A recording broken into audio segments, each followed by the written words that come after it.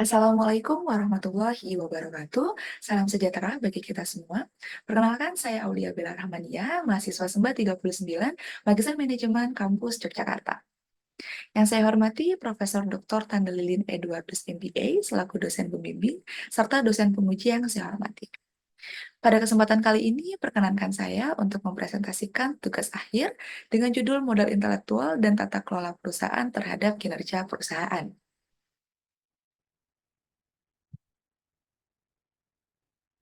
Revolusi industri menjadi latar belakang mengapa modal intelektual dipertimbangkan dalam kinerja perusahaan. Ini merupakan fase terbaru dalam perkembangan industri yang ditandai dengan penggunaan teknologi. Untuk mencapai hal itu, hasil dari penelitian Setiawan dan Prawira 2018 menyatakan bahwa semua elemen pada modal intelektual harus memiliki pengaruh terhadap kinerja perusahaan. Karena pada praktiknya, hal ini tidak hanya terkait dengan teknologi, tetapi bagaimana kesiapan perusahaan untuk menanggapi perubahan dan menyesuaikannya secara efektif. Perubahan ini adalah peralihan dari sumber daya yang berwujud menjadi tak berwujud untuk menciptakan suatu kompetitif dan bentuk pertahanan dalam lingkungan bisnis yang saat ini. Selain itu, sumber daya tidak berwujud juga menjadi suatu keunggulan yang akan sulit ditiru satu sama lainnya.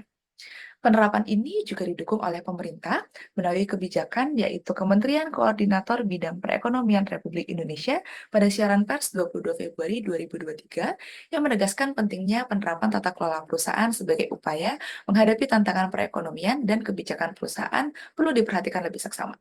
Jika terkait dengan kebijakan perusahaan, maka yang diarahkan di sini adalah Dewan Direksi sebagai pemangku dan penentu kebijakan serta pengambil keputusan. Pada penelitian ini, rumusan masalahnya yang pertama adalah transisi ekonomi yang drastis mendorong pendekatan tradisional menjadi pendekatan pengetahuan sehingga menjadi tantangan tersendiri bagi perusahaan, serta peralihan sumber daya yang berwujud tak menjadi tak berwujud menjadi pertimbangan apakah benar sumber daya tak berwujud itu menciptakan keunggulan kompetitif dalam kinerja perusahaan. Pertanyaan penelitiannya, yang pertama, apakah terdapat pengaruh modal intelektual terhadap kinerja perusahaan? Yang kedua, apakah HCE, SCE, dan CE yang merupakan modal intelektual berpengaruh terhadap kinerja perusahaan? Dan yang ketiga, apakah tata kelola memperkuat hubungan antara modal intelektual terhadap kinerja perusahaan? Sehingga tujuan dari penelitian ini adalah menganalisis dari pertanyaan penelitian tersebut. Sehingga manfaat penelitian ini diharapkan yang pertama secara teoritis memberikan kontribusi dan perspektif pada literatur terkait hubungan modal intelektual, tata kelola perusahaan, dan juga kinerja keuangan perusahaan. Secara praktisnya, dapat memberikan pemahaman bagi praktisi dan pemangku kepentingan lainnya dalam pengambilan keputusan strategis dan manajemen perusahaan. Untuk landasan teori yang digunakan, pertama adalah resources based view theory yang menekankan pentingnya perusahaan dalam mengembangkan sumber daya dan kemampuan menciptakan keunggulan yang berkelanjutan, di mana ini mengacu pada variabel modal intelektual yang merupakan aset yang tak berwujud dimiliki oleh perusahaan, di mana untuk pengukurannya terdiri dari evaluasi efektivitas penggunaan aset, yaitu HCE atau Human Capital Efficiency, Structural Capital Efficiency, dan Capital Employee Efficiency seperti penelitian pada Pulik 2000 dan Nawas and Olorge tahun 2023.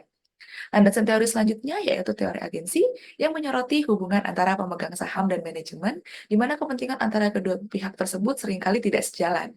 Hal ini diperlukan agar menciptakan suatu tata kelola perusahaan yang dapat melindungi stakeholder atau kepentingan pemegang saham, manajemen, karyawan, dan masyarakat umum, dan memastikan pengambilan keputusannya yang lebih baik. Untuk hipotesis penelitiannya, yang pertama, terkait H1, modal intelektual berpengaruh positif terhadap kinerja perusahaan, didukung oleh penelitian sebelumnya dari Salehi 2022, yang menyatakan bahwa modal intelektual memainkan peran aktif dalam membangun mekanisme kontrol internal perusahaan. Lalu, untuk H1A, yang merupakan unsur dari modal intelektual yaitu HCE, berpengaruh positif terhadap kinerja perusahaan. Seperti penelitian sebelumnya, sumber daya manusia ini menjadi modal utama dalam perusahaan dan menciptakan nilai tambah untuk suatu perusahaan atau organisasi.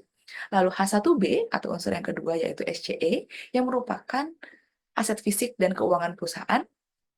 SCE berpengaruh positif terhadap kinerja perusahaan, di mana SCE ini adalah saling support dengan unsur yang lainnya, yaitu akan mendukung modal manusia dan juga penggunaan modal dalam kegiatan operasional atau CEE, di mana menurut penelitian sebelumnya, SCE itu berdampak pada kinerja perusahaan, baik di industri perbankan dan juga maupun manufaktur. Lalu untuk CEE, di sini menurut Setiawan dan Prawiro 2018, itu berpengaruh positif terbesar dalam kinerja perusahaan, sehingga diambil hipotesis CEE berpengaruh positif terhadap kinerja perusahaan. Lalu untuk H2, yaitu terkait tata kelola perusahaan, dapat memperkuat hubungan antara modal intelektual dan kinerja perusahaan, karena menurut penelitian sebelumnya, tata kelola perusahaan di sini diambil dari karakteristik dewan direksi yang merupakan penentu kebijakan, sehingga apabila dewan direksi itu dapat memberikan kebijakan yang baik atau dewan direksi yang baik akan menciptakan kebijakan yang baik dan juga berimbas pula pada kinerja perusahaan.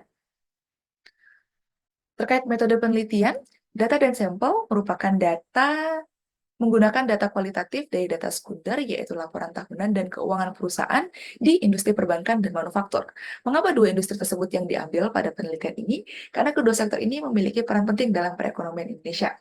Untuk manufaktur, khususnya pada sektor barang konsumsi, merupakan salah satu penyumbang terbesar PDB dan juga lapangan kerja, sementara untuk perbankan merupakan tulang punggung sebagai aktivitas ekonomi terkait layanan finansial. Untuk teknik purposif dari sampel ini, yang pertama, perbankan diambil perbankan umum KBMI 3 dan 4, lalu manufaktur pada sektor barang konsumsi, lalu perusahaan dengan kategori papan umum di Bursa Efek Indonesia, serta perusahaan tersebut tidak mengalami kerugian selama periode penelitian. Untuk metode analisa data, digunakan analisis regresi data panel dengan dua model empiris.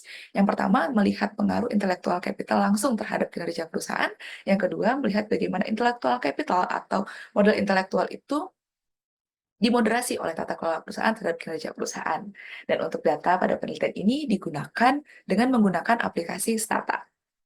Dengan penggunaan sampel ini didapatkan total dari sampel penelitian itu adalah 150 perusahaan dengan 60 perusahaan perbankan dan 90 perusahaan manufaktur. Untuk variabelnya, dependennya adalah kinerja perusahaan yang dihitung dari ROA, ROE dan Tobin Skew, lalu independennya adalah modal intelektual yang diukur dari FAIQ dan juga HCE, SCE, dan CES sebagai modal atau unsur-unsur yang mendukungnya, dan variabel moderating dari tata kelola perusahaan yang diambil dari 6 karakteristik dewan direksi. Untuk pengujian pertama, yaitu statistik deskriptif di sini adalah untuk melihat seberapa besar variabel tersebut berpengaruh terhadap industri. Untuk perbankan, untuk FAIQ itu memiliki rata-rata yang lebih besar dibanding manufaktur, sehingga menunjukkan FAIQ pada perbankan cukup atau menggambarkan efisiensi dalam memanfaatkan modal intelektual menghasilkan nilai tambah dibandingkan dengan manufaktur. Begitu pula dengan HCE, lalu untuk SCE kurang lebih sama di 9, sekian persen, dan untuk CEE lebih besar penggunaannya di industri manufaktur. Untuk karakteristik dewan direksi yang paling besar berpengaruh di sini atau penggunaannya adalah pada jumlah rapat, baik itu untuk perbankan maupun manufaktur. Lalu untuk pengujian kedua, yaitu analisis asumsi klasik, yang pertama adalah uji normalitas. Untuk semuanya, baik perbankan maupun manufaktur, memiliki nilai signifikansi di atas 0,05 sehingga asumsi normalitas ini terpenuhi. Lalu yang kedua, uji heterosklerostisitas. Sama, untuk batas signifikannya adalah 0,05. Untuk yang di bawah 0,05 dilakukan uji robustness sesuai dengan penelitian dari Napitupulu 2021, sehingga dianggap memiliki atau memenuhi uji heterosklerostisitas. Pengujian ketiga yaitu uji multikolinearitas. Untuk semua variabel yang digunakan itu memenuhi dari asumsinya yaitu bahwa VIF atau variance inflation faktornya di bawah 10. Untuk pemilihan model regresi pada Stata ada 3 model yaitu CHAM, FEM, dan REM dengan uji Chow, Hosman, dan Language Multiplier. Namun untuk uji LM atau Language Multiplier ini tidak digunakan atau tidak dilakukan pengujian karena berdasarkan uji Chow dan Hosman sudah didapatkan model yang digunakan untuk hipotesis adalah FEM. Uji hipotesis yang pertama, yaitu dari perbankan, dapat dilihat pada hipotesa pertama, itu tidak terdukung, di mana modal intelektual dianggap tidak memiliki pengaruh terhadap kinerja perusahaan secara statistika. Hal ini menurut Gaven et al. 2023 disebabkan karena regulasi ketat pada industri perbankan membuat mayoritas perbankan memiliki tingkat efisiensi yang sebanding. Beberapa peneliti juga memiliki hasil yang sama bahwa FAIQ atau modal intelektual tidak memiliki pengaruh terhadap kinerja perusahaan. Untuk H1A HCE itu terdukung di mana memiliki pengaruh terhadap kinerja perusahaan dan dibandingkan dengan unsur SCE dan CEE dalam hipotesa H1B dan H1C, HCE yang memiliki pengaruh positif signifikan, sedangkan SCE dan CE tidak memiliki pengaruh signifikan, sehingga H1B dan H1C tidak dapat terdukung. Hal ini karena pada layanan atau perbankan itu memfokuskan pada layanan pada nasabah, sehingga sumber daya manusia lebih dominan atau lebih diperhatikan dalam kegiatan operasionalnya. Lalu, untuk tata kelola perusahaan, itu tidak dapat terdukung untuk memperkuat hubungan antara modal intelektual terhadap kinerja perusahaan di industri perbankan. Hal ini karena kebijakan perbankan itu disamakan, sehingga direksi tidak bisa mengembangkan kreativitas dan juga mendorong pengembangan modal intelektual yang lebih signifikan. Untuk uji hipotesis manufaktur, hipotesa pertama terdukung di mana modal intelektual itu berpengaruh terhadap kinerja perusahaan di industri perbankan. Ini didukung Setiawan dan Prawira 2018 serta Tarigan et al. 2019 bahwa efisiensi perusahaan manufaktur yaitu terpengaruh daripada modal intelektual, baik itu untuk meningkatkan profitabilitas dan juga produktivitas perusahaan. Dari unsur-unsurnya, dari H1A, H1B, dan H1C terkait HCE, SCE, dan CEE, HCE dan CEE tidak terdukung, di mana tidak memiliki pengaruh. Mohon maaf, untuk HCE tidak terdukung, yaitu tidak memiliki pengaruh terhadap kinerja perusahaan. Untuk SCE, itu memiliki pengaruh signifikan namun berpengaruh negatif, sehingga berpengaruh sebaliknya terhadap kinerja perusahaan. Hal ini terdukung dengan penelitian sebelumnya bahwa pada industri non-keuangan seringkali terjadi overfinancing terhadap modal fisik dan keuangannya, sehingga berdampak negatif terhadap kinerja perusahaan karena disebabkan kemungkinan kesalahan dalam menilai kebutuhan modal untuk proyek atau aktivitas tertentu. Untuk CEE, saya revisi perkataan sebelumnya, CEE itu memiliki pengaruh terhadap kinerja perusahaan manufaktur di mana merupakan pengaruh paling besar, karena mayoritas perusahaan manufaktur di Indonesia masih mengandalkan perputaran modal operasional dan juga mengandalkan efisiensi modal fisik. Untuk tata kelola perusahaan, memperkuat hubungan antara modal intelektual terhadap kinerja perusahaan di manufaktur tidak terdukung karena untuk karakteristik yang signifikan dalam variabel ini adalah usia direksi, namun memiliki koefisien negatif, sehingga berpengaruh negatif terhadap kinerja perusahaan. Hal ini disebabkan karena adanya perbedaan usia direksi bisa menimbulkan konflik berkepanjangan atau konflik dalam pengambilan keputusan. Untuk uji hipotesis, terkait analisis koefisien determinasi, baik perbankan maupun manufaktur, keduanya lebih dapat dijelaskan mengenai komponen pada HCS, CE, dan CEE yang dilihat pada nilai R-square-nya yang lebih besar daripada nilai FAIC atau perhitungan dari modal intelektualnya itu. Jadi lebih dijelaskan lebih detail atau lebih dapat menggambarkan dari komponennya terhadap kinerja perusahaan. Sehingga dari penelitian ini dapat diambil kesimpulan yang pertama, modal intelektual tidak berpengaruh signifikan terhadap kinerja perusahaan di industri perbankan, namun untuk industri manufaktur berpengaruh positif signifikan. Untuk masing-masing komponennya, HCE untuk industri perbankan berpengaruh signifikan, namun SCE dan CEE tidak berpengaruh signifikan. Untuk industri manufaktur, HCE tidak berpengaruh signifikan, SCE berpengaruh negatif terhadap Tobin Skew, CEE berpengaruh terhadap semua komponen kinerja perusahaan dan merupakan komponen paling dominan di manufaktur. Untuk tata kelola perusahaan, baik perbankan dan manufaktur tidak memperkuat ataupun memperlemah, kecuali untuk manufaktur pada komponen usia direksi, yaitu memperlemah hubungan antara modal intelektual terhadap kinerja perusahaan. Untuk keterbatasan pada penelitian ini, adanya ketidaktersediaannya data laporan tahunan dan keuangan perbankan KBMI 1 dan 2, serta Bank Umum Syariah tahun 2018 sampai 2022, sehingga tidak dapat dijadikan sampel.